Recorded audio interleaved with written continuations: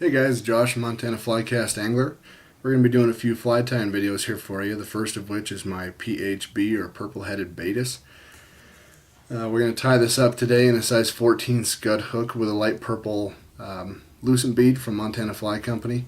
I do fish this in a 16 and 18 as well.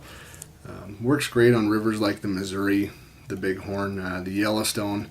Although whitefish on the Yellowstone absolutely love this fly, so if you're a whitefish hater, this bug is not for you.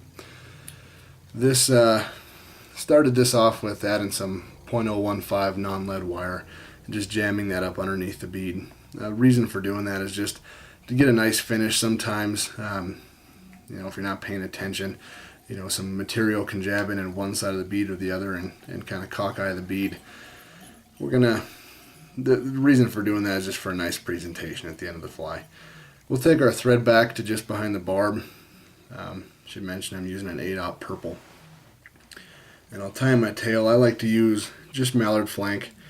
I always have a lot of it on hand. I hunt a lot of ducks in the fall, and this is definitely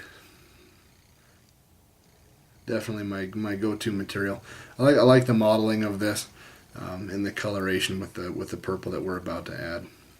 You could use pheasant tail or even Hungarian partridge or biot if you wanted to. Alright, with that stuff tied down, I'm tying my body material. And for this one I'm going to use a Wonder Wrap in color purple.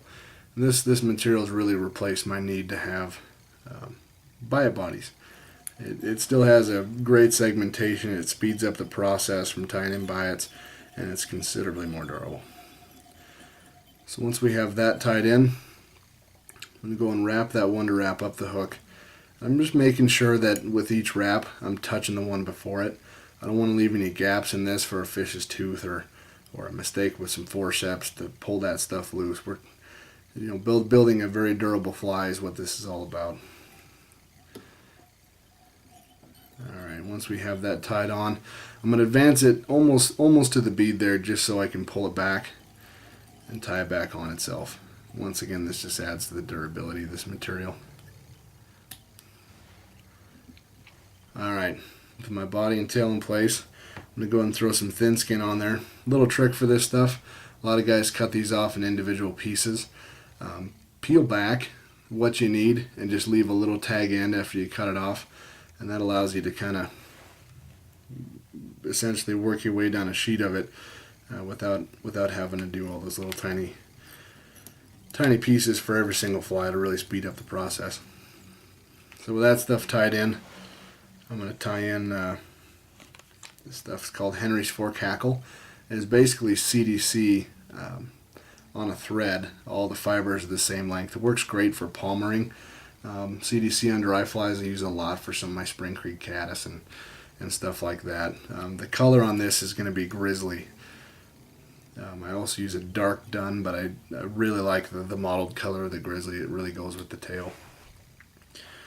Once I have that tied in, the stem facing forward, and I want all that CDC facing backwards, I'm going to add a little bit of ice dubbing in a color called UV brown.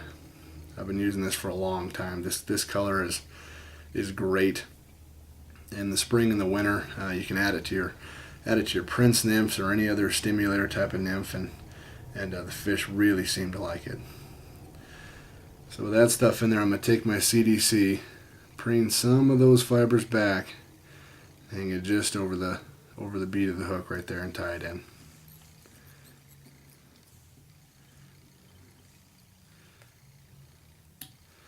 Alright, now when you do this, you're just going to have a big ball essentially of CDC sticking up, and you can either wet your fingers to do this, but you just want to get kind of half and half of those fibers on both sides of the hook, so it almost looks like legs, at least in the beginning. And we're just going to pull our thin skin over the top, tie it off. And this stuff is very slippery, so we're going to want to wrap it back on itself. Have a few CDC fibers sticking up there, that's okay, we can just pull them back and tie them in. I have tied this a few other ways. You can use like the stem of a grizzly hackle instead of the CDC. That works pretty darn good. The fish don't gum that up nearly as much. I don't think it has nearly the movement, and it doesn't trap the air quite like the CDC does, but it looks pretty slick as well.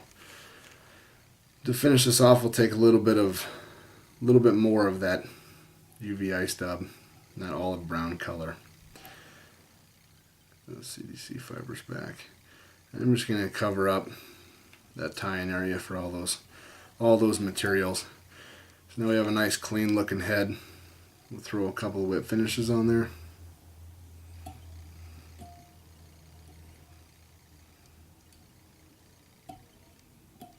And there you go. There's a completed PHB.